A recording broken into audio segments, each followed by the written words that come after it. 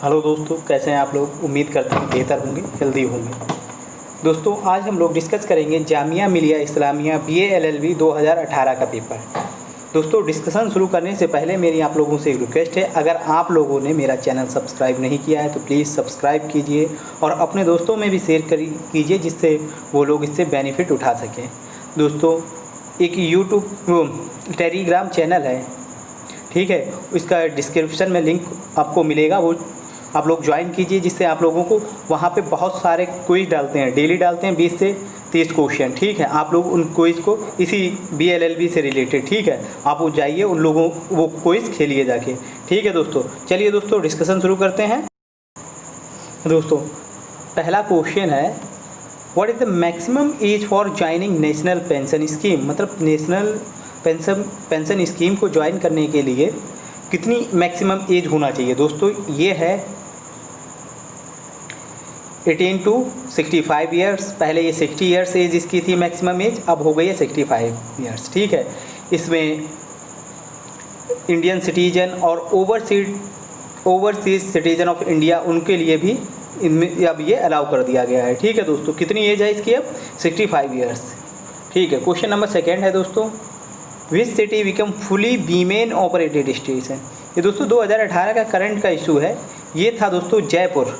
कौन था? जयपुर में, ठीक है। गांधीनगर जगह है जयपुर में, वहाँ पे जो है दोस्तों वीमेन से पूरा स्टेशन जो थे वीमेन से ऑपरेट किया जा रहा है, वीमेन लोग ऑपरेट करती थी, ठीक है दोस्तों।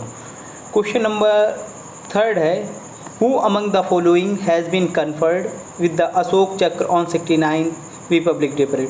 दोस्तों, 69th रिपब्लिक डे में जो था, ज्योति प्रकाश निराला को अशोक चक्र दिया गया था। ये शहीद हो गए थे, वीर गति प्राप्त कर गए थे एंटी टेररिस्ट ऑपरेशन करते हुए, ठीक है। तब इन्हें पोस्टहुमसली जो है अशोक चक्र से नवाजा गया था, ठीक है दोस्तों। अशोक चक्र दिया जाता है पीस टाइम में, ठीक है, पीस टाइम के लिए। और जो है दोस्तों वॉर टाइम के लिए दिया जाता है परमवीर चक्र। किसके लिए? वॉर टाइम के लिए परमवीर चक्र, ठीक है दोस्तों। और सिविलियंस के लिए हाईएस्ट अवार्ड कौन सा होता है? भारत रत्न, ठीक है दोस्तों। तो ये क्वेश्चन नंबर थर्ड का डी है आंसर। क्वेश्चन नंबर फोर्थ का है कि भाई वर्ल्ड बुक फेयर का 2018 में थीम क्या था। अब इसके ये तो इम्पोर्टेंट नहीं रह गया 2018 के लिए दोस्तों, ये हमें पता होना चाहिए। वर्ल्ड बुक फेयर 2020 का थीम क्या है दोस्तों? 2020 का थीम था क्या? गांधी। क्या थीम था 2020 वर्ल्ड बुक फेयर का? गांधी था, जो कि तुम्हारे प्रगति मैदान में इस दिल्ली वर्ल्ड बुक फेयर का जो है आयोजन किया जाता है हर साल जनवरी में, ठीक है दोस्तों। और अगर ये पूछ लिया जाए कि वर्ल्ड का सबसे लार्जेस्ट बुक फेयर कौन सा है, तो दोस्तों वर्ल्ड का सबसे लार्जेस्ट बुक फेयर है फ्रैंकफर्ट जर्मनी में है। फ्रैंकफर्ट बुक फेयर वर्ल्ड का सबसे लार्जेस्ट बुक फेयर होता है, ठीक है दोस्तों। तो दोस्तों चौथे का आंसर होगा world book fair 2020 theme Gandhi. क्या थीम था? है 2020 का गांधी, ठीक है दोस्तों। क्वेश्चन नंबर फिफ्थ है, भाई तीन मूर्ति चौक का नाम बदलकर दिल्ली में क्या रख दिया गया था इजराइल सिटी के नाम से। दोस्तों, ये है हाइफा। क्या है नाम इसका? हाइफा, ठीक है। हाइफा जो सिटी है इजराइल की सिटी है।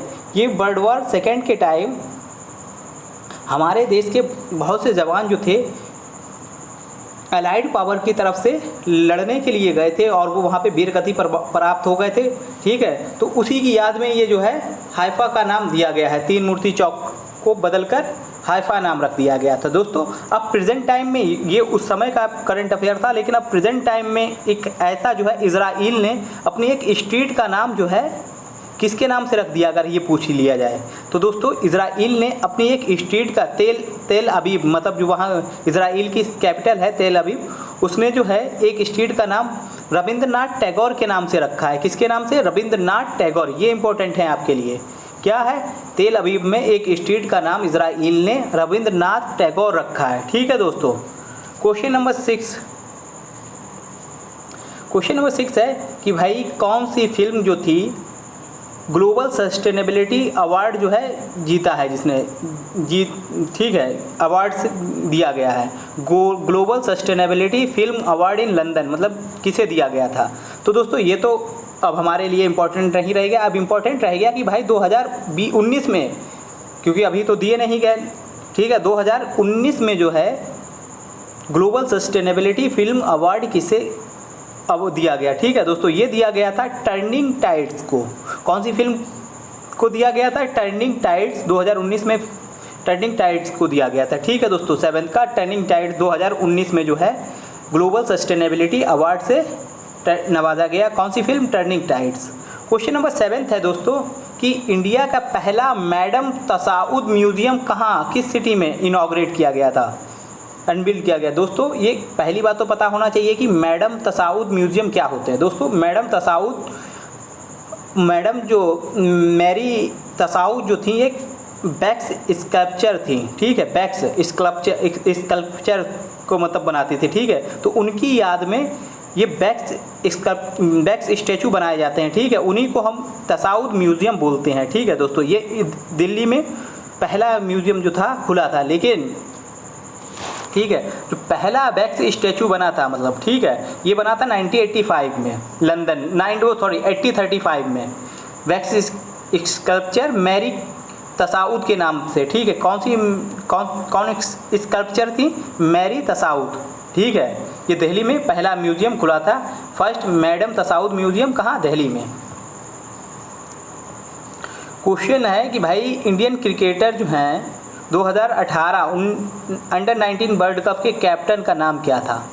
दोस्तों 2018 के लिए इम्पोर्टेंट नहीं, लेकिन 2020 में जो अंडर 19 वर्ल्ड कप हुआ है, ठीक है, उसके जो कैप्टन थे वो थे प्रियम गर्ग। और 2020 में अंडर 19 वर्ल्ड कप का विनर कौन था? बांग्लादेश। और रनर अप कौन सी थी टीम? इंडिया थी, ठीक है। बांग्लादेश ने इंडिया को फाइनल में हरा दिया था। बांग्लादेश अंडर 19 वर्ल्ड कप का विनर था और हमारी तरफ इंडिया की तरफ से थे हमारे प्रियम गर्ग कैप्टन, ठीक है दोस्तों। क्वेश्चन नंबर 9 है दोस्तों कि भाई इंटरनेशनल वीमेंस डे 2018 का थीम क्या था? अब हमें 2018 से इम्पोर्टेंट नहीं है, अब हमें पता होना चाहिए कि भाई इंटरनेशनल वीमेंस डे कब मनाया जाता है। दोस्तों ये 8 मार्च को मनाया जाता है। कब? 8 मार्च को, ठीक है। और इसका जो इस समय थीम है 2020 का थीम था I am generation equality realising women's right. क्या थीम था दोस्तों 2020 का, जो कि 8 मार्च को मनाया जाता है इंटरनेशनल वीमेंस डे, और इसका थीम था I am generation equality realising women's right, ठीक है दोस्तों। 8 मार्च को इंटरनेशनल वीमेंस डे मनाया जाता है, ठीक है दोस्तों। क्वेश्चन नंबर 10 है दोस्तों, name the Indian city to launch India first helicopter taxi. दोस्तों ये थी बेंगलुरु सिटी थी जिसने पहली हेलीकॉप्टर टैक्सी सर्विस का इनॉग्रेशन मतलब जो की चलाई थी, ठीक है, इंट्रोड्यूस की थी।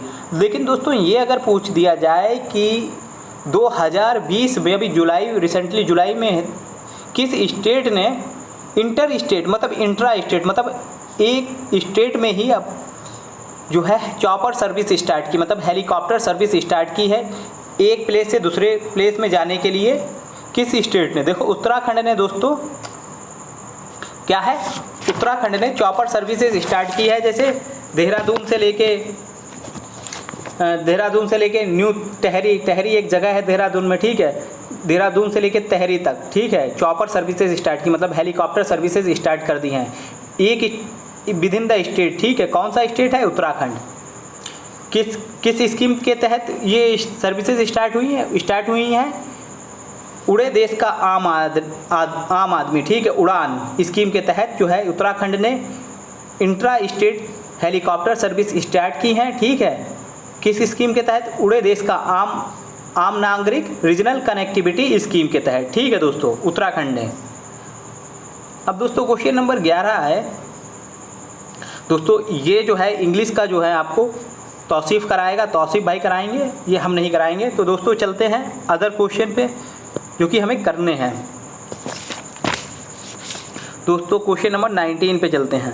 ये दोस्तों क्वेश्चन नंबर 19 है, लीगल मैक्सिम है कि मतलब एनीथिंग इनडिस्पेंसिबल जो है, एनीथिंग इनडिस्पेंसिबल जो है मीनिंग किस मैक्सिम का है? सुई जेनेरिस, अल्ट्रा वायरस, सिन क्वानन या नन ऑफ द अबव। देखो दोस्तों, अल्ट्रा वायरस का मतलब होता है बियॉन्ड द पावर, मतलब जितना आपका जुरिडिक्शन है ना, आप जुरिडिक्शन के बाहर चले जाते हो तो उसे बोलते हैं अल्ट्रा वायरस। और दोस्तों जब जुरिडिक्शन के अंदर ही अपने अपने दायरे में रहकर ही काम करते हैं तो उसे बोलता है इंट्रा वायरस। क्या बोलते हैं? इंट्रा वायरस, ठीक है। और दोस्तों सुई जेनेरिस का मतलब होता है डेट इज समथिंग यूनिक। क्या मतलब होता है सुई जेनेरिस का? डेट इज समथिंग यूनिक, मतलब जो अपने आप में एक अद्भुत हो, एक यूनिकनेस हो, डिफरेंट हो, सबसे अलग, ठीक है, उसे बोलते हैं सुई जेनेरिस। और दोस्तों साइन क्वानन का मतलब होता है कि ऐसी चीज़ जिसे हम अवॉइड ना कर सके, इग्नोर कर ही ना सके, जो कि इंडिस्पेंसिबल हो, मतलब उसे होना ही है, नेसेसरी है, एब्सोल्यूट नेसेसरी है, ठीक है, उसको बोलते हैं साइन क्वानन। इसेंशियल कंडीशन, ठीक है, thing date is absolutely necessary, मतलब उसे ज़रूरी होना है, तो इसे क्या बोलते हैं? साइन क्वानन, ठीक है दोस्तों। क्वेश्चन नंबर 20 पे चलते हैं। क्वेश्चन 20 जो कहता है दोस्तों कि हम एक शपथनामा देते हैं, मतलब सॉन, मतलब ओथ टेकिंग, एक किसी को पेपर पे लिख के ओथ देते हैं। जैसे अभी आप एग्ज़ाम देने जाते हो अभी कोरोना वायरस के में, ठीक है, तो आपसे वो एफिडेविट ले लेते हैं कि भाई अगर कोरोना के आपके एग्ज़ाम के दरमियान आप अगर बीमार पड़ गए, आप कोरोना वायरस पॉजिटिव हो गए, तो इसके लिए स्टेट जो है जिम्मेदार नहीं होगा, ठीक है। उसको क्या जो आपसे ओथ ली है तो उसे क्या बोलते हैं दोस्तों? उसे बोलते हैं एफिडेविट, ठीक है। एफिडेविट होता है बोनाफाइड। बोनाफाइड मतलब गुड फेथ के लिए, मतलब अच्छे काम के लिए। जैसे आप एग्ज़ाम देने गए, आपका एडमिशन हुआ और एडमिशन के टाइम जो है आपके डॉक्यूमेंट्स गुम गए या किसी वजह से नहीं ले आ पाए, ठीक है, तो आप वहाँ पे अंडरटेकिंग देंगे, ठीक है, कि भाई इस तारीख को हम जो है एफिडेविट देंगे कि हम भाई इस तारीख को जो है अपने डॉक्यूमेंट्स फिर दोबारा जो है वेरिफिकेशन के लिए लाएंगे, ठीक है, तो उसे क्या बोलते हैं? एफिडेविट, ठीक है दोस्तों। बेल जो होती है जब आप किसी जुर्म के अंदर आपका ट्रायल चल रहा है, ठीक है, आपको अभी सज़ा नहीं हुई लेकिन आप बाइज्जत बरी भी नहीं किए, ठीक है, तो उस दरमियान आपको जेल से अगर छूट मिलती है बाहर आने के लिए तो उसे बोलते हैं बेल, ठीक है। डीड होता है एग्रीमेंट, ठीक है। तो दोस्तों 20 का क्वेश्चन है सी, 20 का क्वेश्चन क्या है? सी, एफिडेविट। दोस्तों क्वेश्चन नंबर 21 क्या है? देखो ये दोस्तों इंग्लिश का क्वेश्चन है, इसका लेकिन एडवाइज आंसर होगा। दोस्तों question number 22, the wreckage was examined. मतलब रेकेज का मतलब क्या होता है दोस्तों? रेकेज का मतलब होता है कि भाई बर्बाद हो जाना, नस्तो नाबूद हो जाना, डिस्ट्रॉय हो जाना, ठीक है। देखो इंटर आलिया का मतलब तो यहाँ पे नहीं होगा, इंटर आलिया होता है अमंग द अदर थिंग्स, ठीक है। और लोकस स्टैंडी का मतलब होता है राइट या कैपेसिटी, मतलब यह हमें राइट, जैसे हमारा कोई फंडामेंटल राइट वायलेट करता है तो हमें अंडर आर्टिकल 32 के तहत जो है हम कोर्ट में लिटिगेट फाइल कर सकते हैं कि भाई हाँ रिट पिटीशन कोर्ट इशू कर सकते हैं कि भाई आपका फंडामेंटल राइट वायलेट हो रहा है तो उसे रोका जाए, ठीक है। तो क्या हुआ? वो राइट हुआ ना, तो उसे बोलते हैं लोकस स्टैंडी। क्या बोलते हैं दोस्तों? Locus standi. राइट या capacity to bring an action to appear in a court, इसका मतलब होता है, ठीक है, लोकस स्टैंडी, ठीक है। इन सिटू का मतलब होता है, इन सिटू और एक्स सिटू होता है दोस्तों। इन सिटू मतलब होता है जहाँ पे आपका नेचुरल हैबिटेट है, मतलब जहाँ पे कोई क्राइम हुआ है, ठीक है, वो इन सिटू बोला जाएगा, ठीक है, क्या? इन सिटू, ठीक है। और मिया कल्पा मतलब होता है दोस्तों कि किसी ने अगर कोई गलती की है उसको रिकॉग्नाइज कर लेना, एक्नॉलेज कर लेना कि हाँ भाई ये हमसे गलती हुई है, तो उसको बोलते हैं क्या? मिया कल्पा। और जब आपने कोई डैमेज किया है अगर आप उसको एग्जामाइन करके मान लेते हो तो क्या होगा? मिया कल्पा होगा आंसर, ठीक है। रैकेज मीन्स किसी चीज़ को डैमेज करना, इंजरी करना, ठीक है, वाज एग्जामाइंड मिया कल्पा होगा आंसर, ठीक है दोस्तों। 22 का डी आंसर है दोस्तों। क्वेश्चन नंबर 23 है, the duty of a party to litigation to prove a fact in issue is. मतलब ये कह रहा है कि भाई किसी दो एक होता है एक्यूज और एक होता है प्लेंटिफ, ठीक, मतलब एक जिसने गलती की है और जिसके खिलाफ गलती की है, ठीक है, वो बोला जाएगा प्लेंटिफ। जैसे किसी को मारा आपने, मार खाने वाला कौन होगा? विक्टिम क्या बोला जाता है? प्लेंटिफ। और जिसने मारा है वो होगा एक्यूज्ड, ठीक है। तो मतलब अगर केस होता है, कोर्ट में जाके केस होता है तो प्रूफ, बर्डन ऑफ प्रूफ किस पे होगा? एक्यूज्ड पे होगा ना, कि भाई आप प्रूव करो कि आपने नहीं मारा, समझ रहे हो? तो वही पूछ रहा है कि बर्डन ऑफ प्रूफ किस पे होगा, ठीक है। तो इसे बोलते हैं बर्डन ऑफ प्रूफ, कि मतलब किसको प्रूव करना है कि भाई गलत नहीं है हम, तो वो जिसके ऊपर आरोप लगे होंगे वही तो प्रूव करेगा ना, एक्यूज प्रूव करेगा कि भाई हम गलत नहीं है, ठीक है, लिटिगेंट। तो इसका आंसर होगा D, burden of proof. PIL, देखो पब्लिक इंटरेस्ट लिटिगेशन होता है PIL का मतलब। दोस्तों ये PIL का कॉन्सेप्ट जो है USA से लिया था। PIL का मतलब होता है कि, और इंडिया में PIL को इंट्रोड्यूस करने वाले थे sir PN Bhagwati, justice PN Bhagwati, ठीक है। किसने इंट्रोड्यूस की थी public interest litigation? Justice PN Bhagwati. और कौन सा केस था दोस्तों? केस था हुसनैरा खातून वर्सेस स्टेट ऑफ बिहार। देखो हुसनैरा बानो जो थी वर्सेस स्टेट ऑफ बिहार, इनका जो केस था ये प्रिजनर से रिलेटेड था, कि मतलब अंडर ट्रायल, मतलब बहुत से लोग हमारे इंडिया में, आपने सुना भी होगा, न्यूज़ में आता रहता है कि बहुत से लोगों के पास इतना पैसा नहीं है कि वो अपना केस जो है ना वकील को हायर कर सकें, एडवोकेट को हायर कर सके और उनका ट्रायल हो सके, ठीक है। नहीं पैसा तो हायर नहीं, सालों साल बिना किसी जुर्म में साबित, बगैर जुर्म साबित हुए ही वो सालों साल पड़े रहते हैं, ठीक है। तो जिनके पास पैसा है वो तो वकील हायर करके निकल जाते हैं, ठीक है। तो इसको ब्रॉडर कॉन्सेप्ट में लिया कि उन्होंने एक केस देखा कि ऐसे भाई हुसनैरा बानो हैं, उन्होंने वकील कर लिया, और बहुत से लोग ऐसे नहीं होंगे, वकील नहीं कर पाते और वो जेल में अपना बहुत ही इंपॉर्टेंट टाइम जो है बर्बाद कर देते हैं, ठीक है। तो उस कॉन्सेप्ट में जस्टिस PN भगवती ने कहा था कि भाई लीगल राय जो, मतलब जस्टिस जो है ना ये लीगल राइट है, ठीक है, किस आर्टिकल नंबर 39A के तहत, ठीक है। तो उन्होंने ये ब्रॉडर कॉन्सेप्ट तो प्रिजनर रिफॉर्म के लिए PIL को सुओ मोटो अपने आप ही, मतलब ये PIL का कॉन्सेप्ट जो थे लाए थे, ठीक है दोस्तों।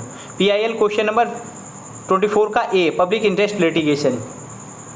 Question number 25, the maxim meaning ignorance of fact excuse, ignorance of the law does not excuse. मतलब ये है कि भाई अगर आप किसी फैक्ट को इग्नोर करते हो तो ये एक्सक्यूज मान लिया जाएगा, लेकिन अगर आपको लॉ को इग्नोर किया, ठीक है, तो ये एक्सक्यूजेबल नहीं है। क्योंकि आपको अपने देश का लॉ को पता होना चाहिए कि भाई आप ये नहीं कह सकते सर मुझे ये लॉ के बारे में पता नहीं था, ठीक है, ये एक्सक्यूज नहीं चलेगा। अगर आपने किसी फैक्ट को इग्नोर किया तो वो चल जाएगा, लेकिन लॉ को एक्सक्यूज नहीं चलेगा कि भाई मुझे देश इस लॉ के बारे में मालूम नहीं था, आप मुझे इसे सज़ा नहीं देना चाहिए, ये नहीं होगा, ठीक है दोस्तों। तो इसका मतलब होगा दोस्तों ये मैक्सिम है इग्नोरेंसिया फैसिड एक्सक्यूसेट इग्नोरेंसिया जूरिस नन यूक्सेट, यानी कि B आंसर होगा दोस्तों। ऑडी अल्टरम पार्टम मीन्स क्या दोस्तों? ऑडी अल्टरम पार्टम का मतलब ये होता है कि माई अल्टरनेट पार्टी को, मतलब दो पार्टी होती हैं, एक तो प्लेंटिफ और दूसरा क्या होता है एक्यूज्ड, ठीक है। एक विक्टिम होता है, एक एक्यूज जिस पे चार्जेस लगे हुए होते हैं, ठीक है। तो ये नहीं होगा कि भाई प्लेंटिफ को सुन लिया या एक्यूज को सुन लिया और अपना जजमेंट सुना दिया, ऐसा नहीं होगा। आपको अल्टरनेट मतलब अदर पार्टी को भी है सुनना पड़ेगा, उसके भी आर्गूमेंट सुनने पड़ेंगे, ठीक है। ऑडी अल्टर पार्टम का मतलब है होता है कि दोनों पार्टी सुन के ही आप कोई डिसीजन दे। तो इसका मतलब है C, no one shall be condemned unheard, मतलब किसी को बिना सुने कोई जजमेंट नहीं दिया जाएगा, ठीक है दोस्तों। तो इसका आंसर हो जाएगा 26 का C। अब दोस्तों ये फिर आपके स्टार्ट हो गए हैं इंग्लिश का, इंग्लिश पोर्शन दोस्तों हैं तौसीफ भाई आपको डिस्कस कराएंगे। मोडस ऑपरेंडी, देखो दोस्तों मोडस ऑपरेंडी का मतलब होता है कि मतलब अपना एक क्राइम करने का तरीका या कोई भी काम करने का तरीका, अपना मेथड होता है कि भाई एक तरीके की स्ट्रेटजी अपनी अपनी होती है, मेथड होते हैं, ठीक है। मोडस ऑपरेंडी का मतलब अपना एक तरीका सेपरेट किसी का, अ पार्टिकुलर वे और मेथड टू डूइंग समथिंग, क्या मतलब अपना एक तरीका होता है या मेथड होता है कोई काम करने के, ठीक है। या कह सकते हैं कि भाई क्राइम करने का उसका एक अपना तरीका है, ठीक है, मोडस ऑपरेंडी, ठीक है। अ पार्टिकुलर वे और मेथड ऑफ डूइंग समथिंग, तो इसका मतलब क्या हो जाएगा modus operandi, the way of doing something. ये 30 का A आंसर हो जाएगा। अब फिर ये आपका इंग्लिश स्टार्ट हो गया, ये पैसेज है, ये मैथ है, ये सारे दोस्तों तौसीफ भाई आपको कराएंगे।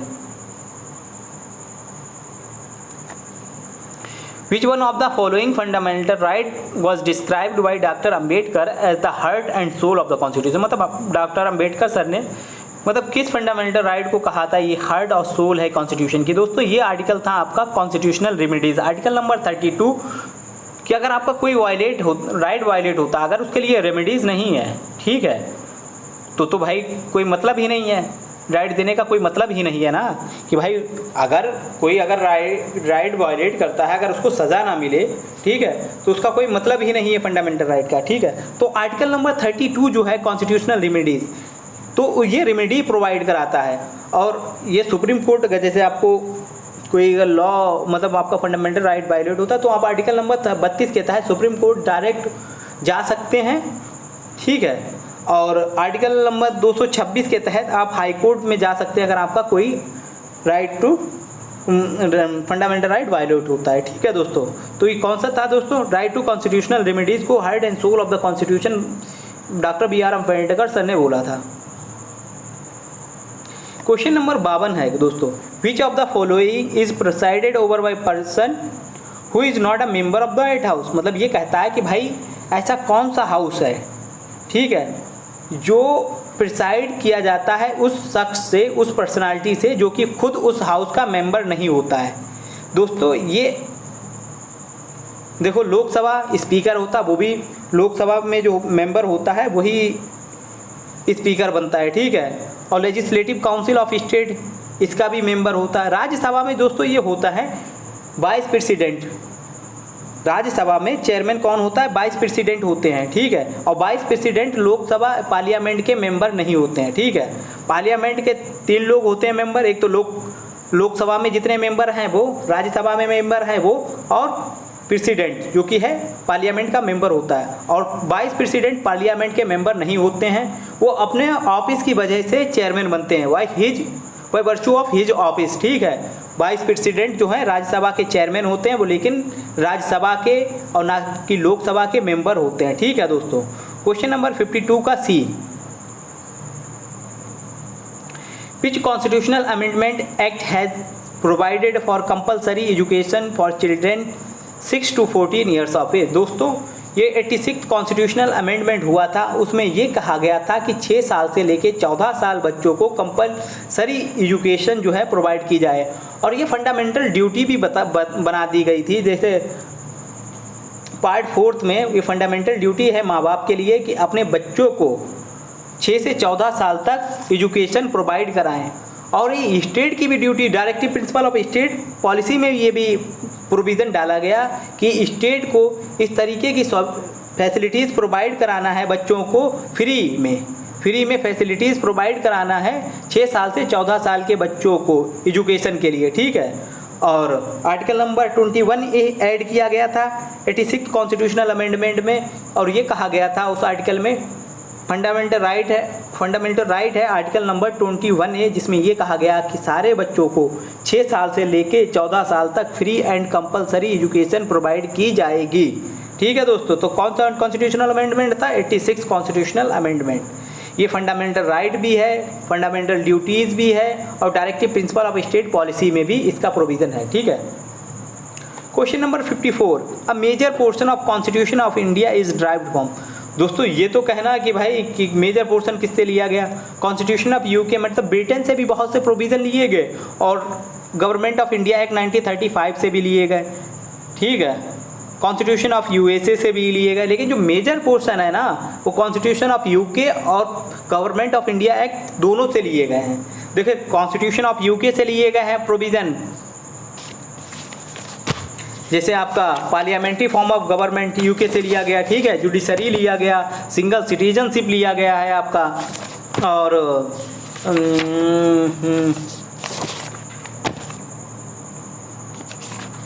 सिंगल सिटीजनशिप लिया गया है, और इमरजेंसी प्रोविज़न लिए गए हैं, वो सॉरी इमरजेंसी प्रोविज़न नहीं लिए गए, कैबिनेट सिस्टम लिया गया है। क्या क्या लिया गया है कॉन्स्टिट्यूशन ऑफ यूके से, पार्लियामेंट्री फॉर्म ऑफ गवर्नमेंट लिया गया, रूल ऑफ लॉ लिया गया, लेजिस्लेटिव प्रोसीजर लिया गया, रिट पिटीशन जो आपको आर्टिकल नंबर 32 में मिला वो भी यूके से लिया गया, सिटीजनशिप लिया गया, कैबिनेट सिस्टम लिया गया, और जो डबल सिस्टम बाईकैमरलिज्म है वो भी यूके से लिया गया।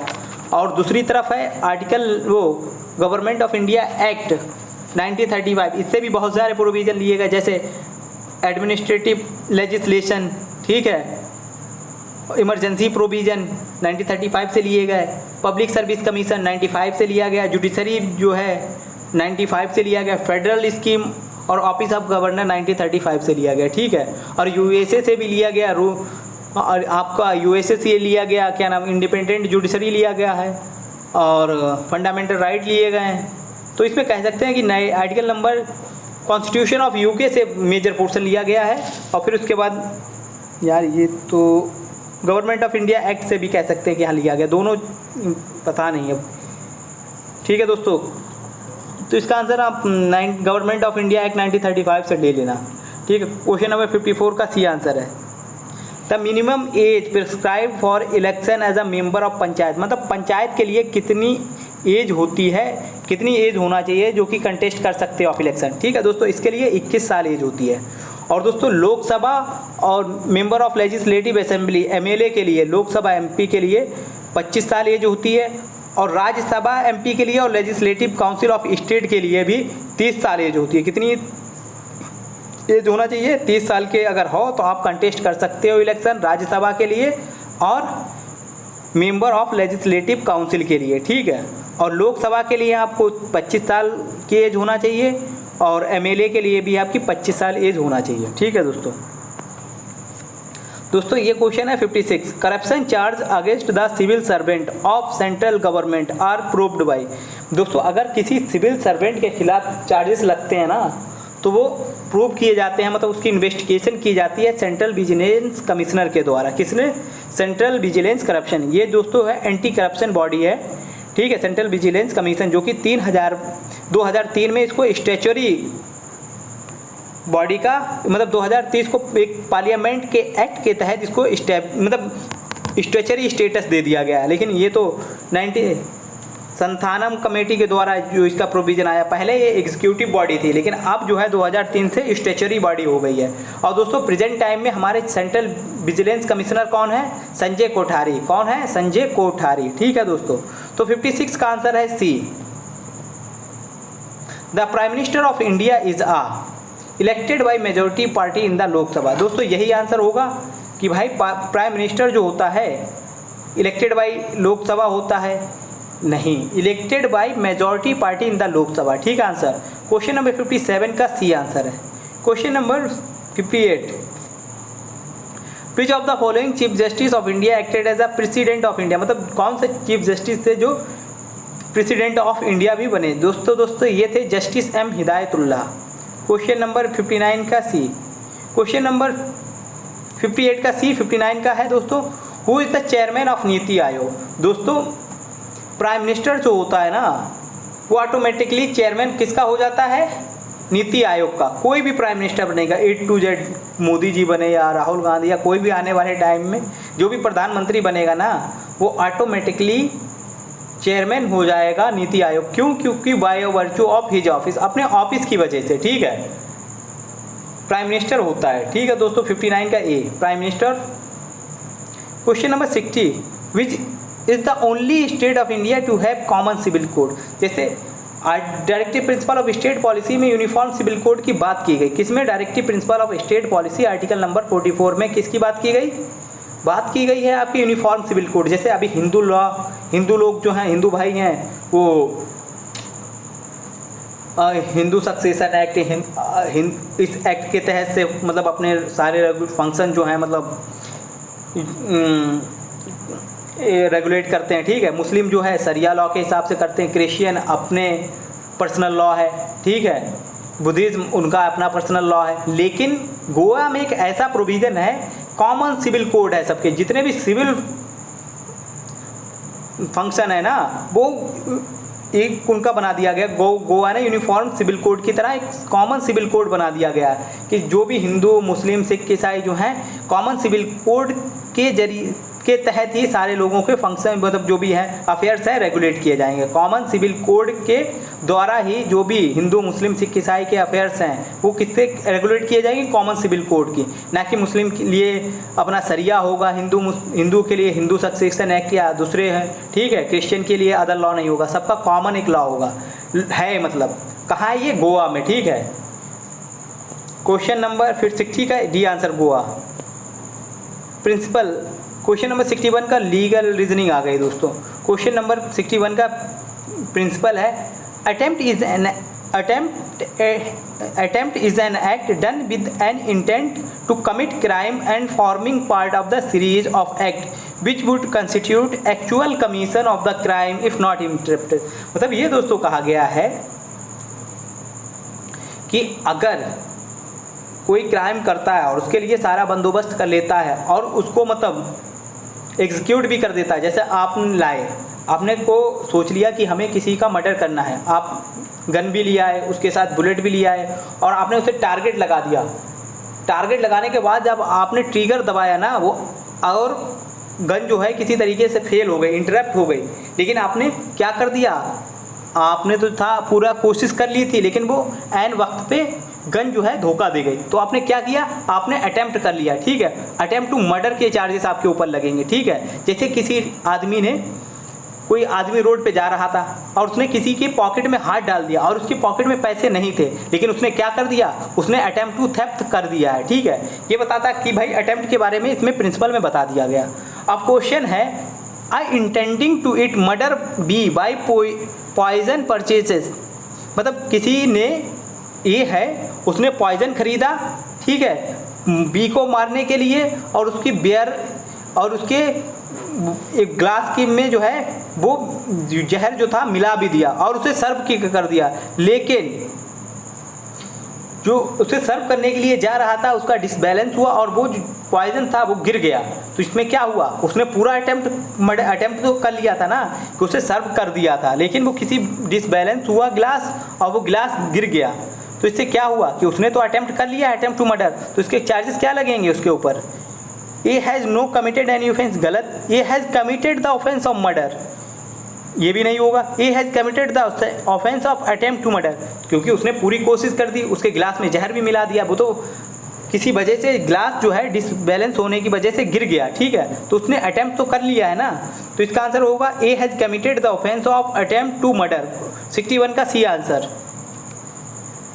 क्वेश्चन नंबर 62, whoever, प्रिंसिपल है दोस्तों, whoever intending to take dishonestly any movable property out of the possession of any person without the person's consent moves that property in order to such taking as such commit theft।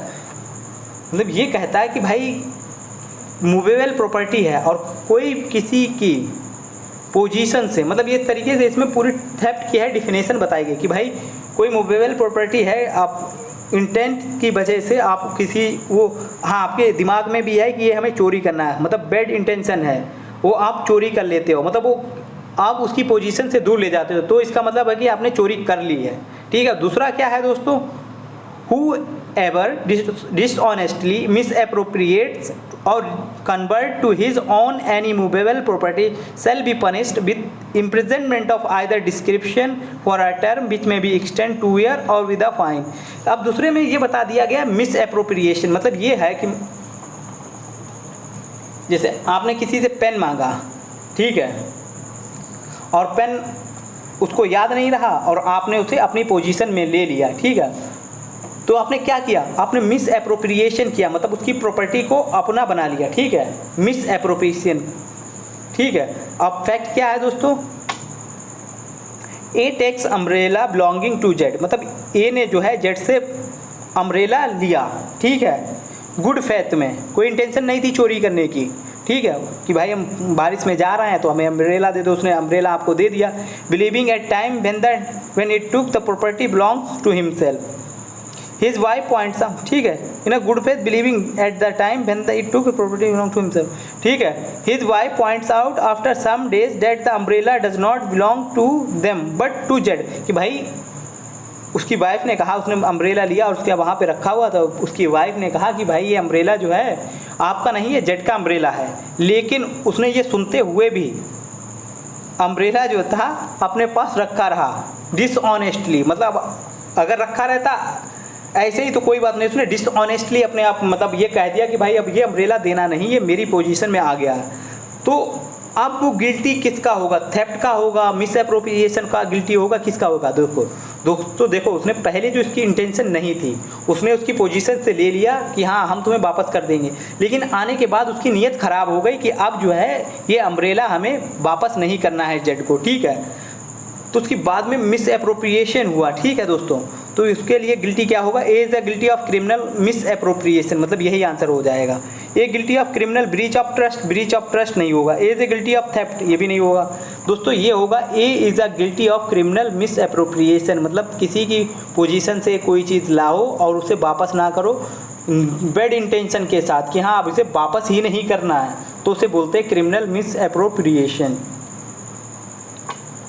दोस्तों status of Mufti used to be dead, मतलब ये तो देखो दोस्तों, मुफ्ती जो होता है Muslim community में ये होता है कि भाई वो किसी के ऊपर फतवा, नॉन बाइंडिंग किसी के ऊपर फतवा, मतलब ये कह सकते हैं जुरिडिक्शन दे सकता है कि भाई ये गलत काम है, इसने ये किया, इसके साथ खाना ना खाओ या पियो ना, या इसको किसी जगह पे जाने के लिए पाबंदी लगा लेना, ठीक है। मुफ्ती के पास ये होता है, लेकिन ये नॉन बाइंडिंग होते हैं, ठीक है। एक तरीके से लॉ ऑफिसर होता है। क्वेश्चन नंबर 64 प्रिंसिपल है, nothing is an offence which is done by a person who by reason of mistake of fact in a good faith believes him his to be bound by law, मतलब ये कह रहा है कि भाई अगर कोई गलत काम कर देता है और उसकी इंटेंशन गलत नहीं होती है, लेकिन वो सोचता है कि ये अच्छा काम है और हम ये पब्लिक इंटरेस्ट के लिए कर रहे हैं, ठीक है, और वो लॉ के हिसाब से वो काम कर रहा है, लेकिन वो गलत होता है, ठीक है, लेकिन वो लॉ के हिसाब से सही है, ठीक है। वैसे जैसे एक एग्जाम्पल दे रहा है, जैसे किसी ऑफिसर ने, भीड़ बेकाबू हो रही थी किसी को मारने के लिए, ठीक है, तो किसी ऑफिसर ने अपने सबॉर्डिनेट को कहा कि भाई शूट देम, मतलब गोली चला दो, तो उस ऑफिसर ने गोली चला दी, ठीक है। क्यों चला दी? क्योंकि वो लॉ से बंधा हुआ था, क्योंकि ये लॉ ये कहता है कि आप अपने ऑफिसर की, ठीक है, ऑर्डर्स को फॉलो करो, ठीक है। तो वो जो है जिसने गोली चलाई है उसका कोई गिल्टी नहीं होगा, वो किसी भी तरीके से गिल्टी नहीं होगा, ठीक है दोस्तों, यही कहना चाह रहा है ये। अ सोल्जर्स फैक्ट क्या है, a soldier fires on a mob by the order of his superior officer in a conformity with commands of the law be killed due to such fire, और ये जो है अपने ऑफिसर के कहने से गोली चलाता है जिसमें बी जो है मारा जाता है, तो ए इज़ अ गिल्टी ऑफ क्या होगा, A is a guilty of, क्यों वो गिल्टी नहीं होगा, क्यों? क्योंकि उसके ऑफिसर ने कहा वो लॉ में बंधा हुआ था, ठीक है, लॉ की वजह से उसने गोली चलाई, ठीक है। Yes he should be taken care avoid an innocent person, ये भी नहीं हो। No he is bound by law में बंधा हुआ था, लॉ की वजह से उसने लॉ के हिसाब से काम किया, तो वो गिल्टी नहीं होगा। No he is bound by law to do it, ठीक है दोस्तों। तो दोस्तों ये था, इसका आंसर हो जाएगा 64 का बी। Question number 65 the application of Mohammedan law to non Muslim entirely, ये भी दोस्तों क्वेश्चन मुझे नहीं आता है। ये दोस्तों आज के लिए इतना ही। अगर आप लोगों ने टेलीग्राम चैनल नहीं ज्वाइन किया तो आप ज्वाइन कीजिए, आपको डिस्क्रिप्शन में लिंक मिल जाएगी, उसमें डेली क्विजेस डाले जाते हैं 20 से 30 क्वेश्चन, ठीक है, उसको खेलिए, आपको अपनी प्रैक्टिस भी हो जाएगी, ठीक है, आपको बहुत फ़ायदा होगा आने वाले एग्ज़ाम में, ठीक है दोस्तों। चलिए आज के लिए इतना ही, सब्बा खैर, जय हिंद।